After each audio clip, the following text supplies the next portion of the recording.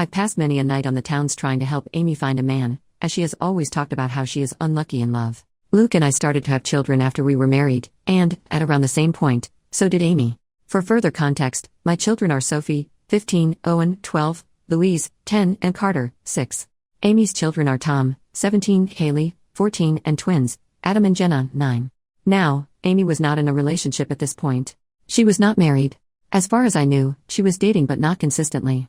As Luke and I had more kids and our family grew, periodically Amy would find herself pregnant as well. It happened a few times, and Luke and I never knew anything about the fathers in question. I kind of assumed that maybe Amy was sleeping around and not keeping in contact with her one-night stands. Luke agreed this was probably the answer. While I did ask each time if Amy knew the paternity, she always said no, and she didn't seem that worried about the idea of raising kids on her own, so I didn't pester her. Of course, she had us to support her, so there was that. While Amy never asked for any help, of course Luke was never going to let his best friend struggle to stay afloat when she had children to raise. Financially, we are very fortunate and privileged.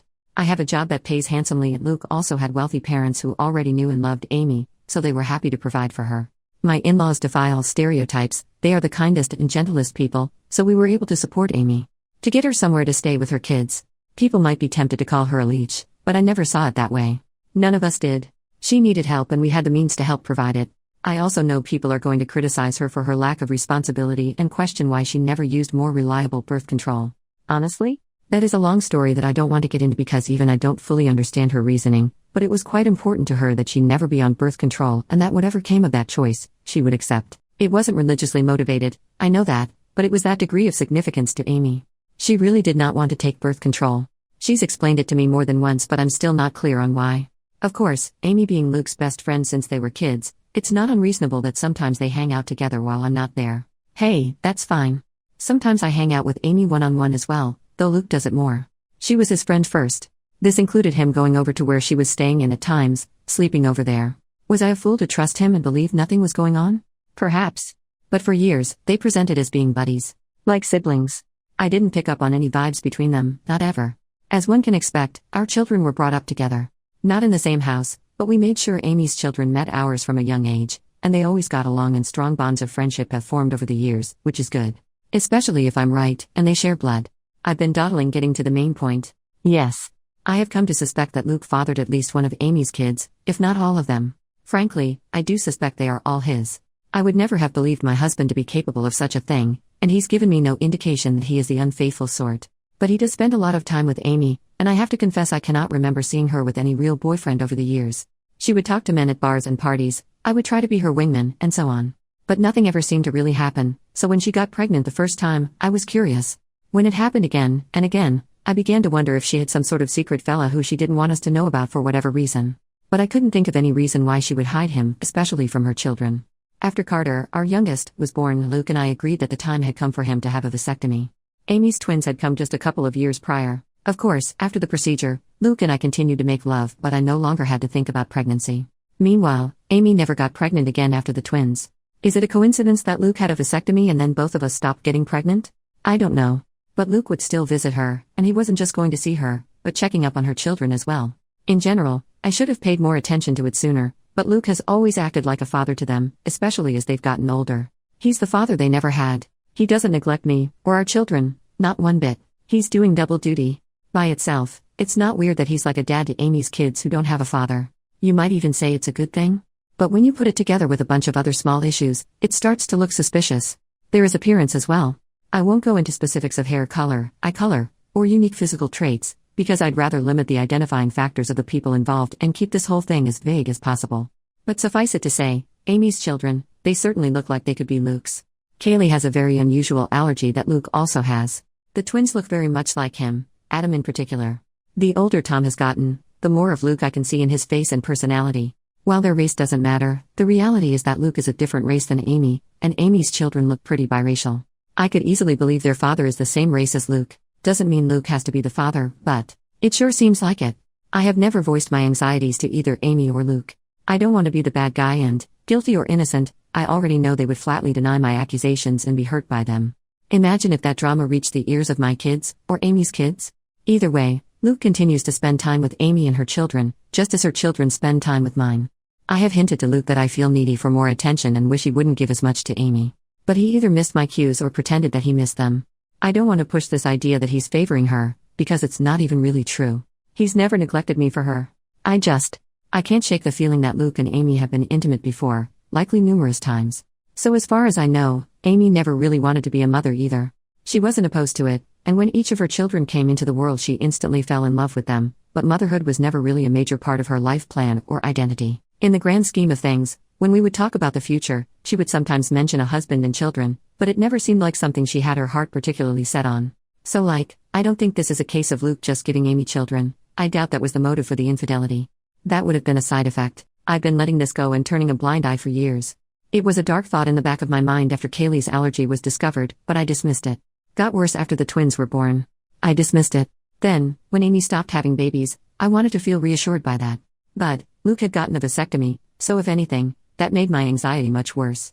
There have been nights that I wish the twins were younger, that they had come along after Luke's procedure.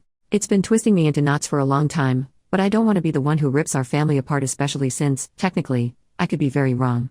Except now I'm very afraid, because in the last few months we've had a new development in our kids' social circle. Tom, Amy's eldest kid, asked Sophie out. Sophie, my eldest. She's really blossomed over these last few years and become quite the outspoken beauty, so I'm not shocked to see she's getting male attention, but Tom asking her out had me thrown. Sophie said no, but only because I'm quite protective when it comes to her exploring dating, and she knew she'd have to ask me first. I could tell she was flattered and intrigued by his interest and wanted to say yes. She approached me to talk to me about it. Bless my girl, she did everything right. I think she expected I would see things her way and agree that she could date Tom. Much to her surprise, I very firmly said no, and that caused a bit of conflict. She didn't even want to date him that badly, she just couldn't understand why she wasn't allowed to. And I couldn't explain it to her. All I could come up with was he's too old for you, which he is, but it's not really about that. When Amy and Luke heard, I was so very curious to see what their reactions would be. If either of them had agreed with Sophie and tried to convince me that the two of them should be allowed to date, I think I would have been relieved and taken that as proof that I was wrong about something going on between them.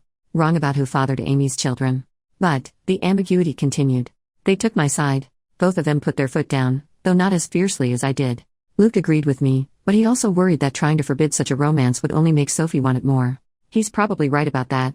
Amy seemed more apathetic to the idea. She didn't want Tom to date Sophie either, and she backed me up, but I don't know, she just wasn't taking it as seriously. She seemed to think it was a fleeting crush. Well, it wasn't. In the months following those conversations, Tom would spend more and more time with Sophie. They would be alone, or with other friends, any time they possibly could. It's become clear that Tom is pretty crazy about Sophie and wants to be with her. And he definitely wants to be physical. I've been watching them like a hawk and noticed his eyes wandering many times, and while I'm doing everything I can to kill this budding romance in the crib, I also am feeling somewhat powerless. Sophie hasn't outwardly defied me, she's still just hanging out with Tom as friends. So forcing them to stop spending time together would be unreasonable, and probably encourage more sneaking around. But I'm so afraid that they're already doing that. My nightmare is that they're secretly dating, and doing God knows what when no one is looking. I've observed Tom being rather handsy with Sophie, and she presents no objection whatsoever, and I just don't know what to say. I had considered trying to convince Sophie that Tom is like her brother, but if she doesn't see him that way, I don't really have the power to rewrite their emotional dynamic or the history of their friendship. I always saw Amy and her children as being like family, but my kids might see Amy's kids more as best friends. The problem is, of course, that if my husband has indeed been carrying on an affair over the years and I'm right about the paternity of Amy's children, then Tom and Sophie cannot be anything more than friends under any circumstances. End of discussion. It can never happen. I feel powerless to stop it though. Luke has apparently talked to Tom about this, as has Amy, but he is unrelenting and he won't give up on Sophie. I think she enjoys that attention and devotion. Tom has also confronted me and asked why I'm so against this when I know him very well, and I know he would be good to Sophie. I didn't know what to say other than to fall back on her being too young for him. But that won't work forever. If, God forbid, they're still attracted to each other in a few years, then they'll probably pursue this, and once they're legal adults, there's nothing I can do about it. Amy and Luke agree with me that Tom cannot date Sophie, but that's all they've really done. They feel just as powerless as me to prevent teen love. It genuinely feels sometimes like they've just given up and will bury their heads in the sand about this. Just do nothing and hope the feelings pass as Tom and Sophie get older. Which, yeah, they're in high school. It's unlikely Tom will be in love with Sophie forever. But my fear is that she'll let him do something intimate with her before that time comes, something neither of them can take back. I am this close to opening a door I cannot close, this close to screaming at Luke that all this wouldn't be happening if he hadn't cheated on me these many years. If he hadn't been all but raising a second family with his surrogate sister behind my back. Now Luke's son wants to screw our daughter, his actual sister, because as far as he knows, she's just his childhood friend. And it's all Luke and Amy's fault for what they've done. If I speak up, everything gets blown to hell. On the off chance that I am wrong, I'm a horrible monster who accused the love of my life, and one of my closest friends of doing something horrible. If I'm right, it still tears our entire structure apart. The family and social unit we've become over the last several years is gone, and everyone will be stressed and upset even if Luke and I don't divorce. If I do nothing, Sophie's eventually going to sleep with Tom and be his girlfriend. And I'm low-key terrified it will happen sooner than later, or worse, that it's already happened under my nose. I hope to hell this relationship fades as they mature, but what if it doesn't? What if they wind up being together for years? What if they marry, want to get pregnant someday? And if I tell Sophie the truth about Amy's kids, then everyone else finds out too, and that's going to ruin so many lives. It would shatter my kids' perception of their father and their Aunt Amy. Luke is Owen's hero. I don't even want to think about how much this would hurt him. And what about Amy's children? They are innocent. They didn't ask for this, they don't control where they came from, and I don't want to hurt them. Admittedly, I'm not happy with Tom at the moment. A week ago I saw him put his hand on Sophie's butt and I wanted to knock his teeth out. But even he doesn't deserve to be burdened by the knowledge that it's his half-sister he's been fantasizing about. It's also messed up and I don't know what to do. I've been looking the other way and letting my husband and his best friend insult me for such a long time now. I thought I could live with it. But this business with Tom and Sophie has me going mad. Update 3 days later. First of all, wow. I did not expect my post to get as much traction as it did. I was half worried that someone in my family or social circle might find it, especially when someone alerted me that the post had been shared to Facebook. But, as far as I can tell, no one in my family has seen it. I want to thank all of the kind commenters who wished me well. To those who were more frustrated with my indecision, I get it. But I was operating with an uncertain situation and the stakes were incredibly high. I feel like no matter what choice I made, something could and likely would go wrong. I've spent the last 5 years imagining different scenarios based on different ways I could go about this if I ever decided to act on it. To everyone who is clamoring for an update, I have one for you. I previously said that I was going to do a secret DNA test, that I had decided on that course of action. In the end, I couldn't go through with it, and now I am regretting that, because the window to do so has essentially closed. I just felt like it would be out of line for me to do that to another person's child behind their back. Ethically, it was dicey. I've since consulted with my lawyer as many commenters suggested, and she advised me against doing so, because no matter what the results were, it would make me look bad in a potential divorce proceeding. But I really wish I had done it anyway, and just not told anyone. Because I really, badly need to know, and I still don't know for sure. Likewise, I wanted to tell Sophie in confidence, but the more I thought about it, even that seemed over the line. Like I had no right to plant such ideas in her mind about her father without even talking to him first. So, what I ended up doing was confronting Luke and Amy. Many comments suggested this as well. I finally told both of them that we needed to have a serious talk. It felt counterproductive to approach just one of them, because I figured they would tell the other about what happened in their own words before I could prepare my own. I wanted them both to hear what I had to say. Once all the kids were at school, I laid down all of my suspicions and the reasons. I made it clear how much I loved both of them, but a combination of clues had led me to notice the similarities between Luke and Amy's children. And I didn't even list all of them in the original post. For example, Luke has been a sleepwalker in the past. So have Sophie, Tom, and Adam. I said over and over how much they meant to me and how I didn't want to believe it, but the thought had crept into my mind in the past. How I had dismissed it before, but now, with Tom and Sophie having crushes on each other, it became necessary to pose the question. So I asked if they had ever crossed the line, if Luke had ever been unfaithful, if there was even the slightest possibility that any of Amy's children were his. I was just trying not to cry. Well, they reacted exactly as I would have expected. Their responses were perfect and so very well rehearsed. I genuinely can't tell if it was honest emotion or powerful gaslighting. Amy was more upset than Luke, or at least more outwardly upset. She was angry, offended at the accusation. Luke just seemed heartbroken by it. Maybe they were just acting, but I don't know. Somehow they had reasonable responses to all of the points I brought up. They asked questions I didn't know how to answer. I had never objected to them having alone time before. Why did it suddenly bother me now? Do Amy's children really resemble Luke that much, or are things like hair color pretty basic traits to have in common? The whole family had always treated Amy and her kids as part of our unit, and I had previously commended Luke for stepping up and being a father to Amy's kids since they didn't have one. Why was I now saying it was a bad thing? What exactly did I want them to do? How could I think such a thing about them? Why had I waited so long to say something? Luke was more understanding than Amy. He respected my feelings, or at least he acted like he did. Amy appeared to feel more betrayed by what I said. I ended up apologizing several times even though I'm not sure I did anything wrong. Luke also apologized for anything he'd done to indicate he was unfaithful. I asked Amy more pointedly that, if not Luke, who had fathered her children. She snapped back that it was none of my business, and I could tell she was in no mood to get personal or vulnerable with me after my accusations. I'm not proud to say that I lost my temper, and said that after everything we had done for her and her children, such information was not a lot to ask and perhaps she owed it to us. I regretted the words as soon as I said them, but Amy shouted back that I had never done anything for her, that it was Luke and his parents who had kept her afloat all these years, not me. She went on a longer tirade about how I had always acted superior to her, which I don't believe I did, though it's possible that I gave off that vibe unintentionally. Luke did his best to calm her down, but the room was still fraught with tension. I just don't know. It's driving me to the edge of madness. There is a way to be certain, of course. Not certain of my husband's fidelity, but of the paternity of Amy's children. So I asked Luke, for my own peace of mind, for the sake of our daughter, and for our family unit, if he could please get a DNA test done, a paternity test. I went on to say that I knew he disliked and distrusted such things, but that I really needed this. I could see the pain in Luke's eyes. Maybe it was an act, but he did seem genuinely hurt that I was asking for this, that him giving me his word that he had always been faithful was not enough for me. But he very reluctantly agreed to participate in a DNA test. Unfortunately, Amy did not, and that's where we hit a roadblock. I was afraid of this. But Amy was infuriated at the whole concept and told me in no uncertain terms that I would not be getting samples of her children's DNA and basically told me to piss off for asking, several times in several variations. I pressed Luke, and honestly he was a bit useless but probably right. He tried to convince Amy but she wouldn't hear of it, and he kind of shrugged to me when I pushed him for further support. Because he can't force her to get the tests done, if she refuses, that's really a dead end. Trust me, it is. I looked into this quite a bit and consulted with my lawyer.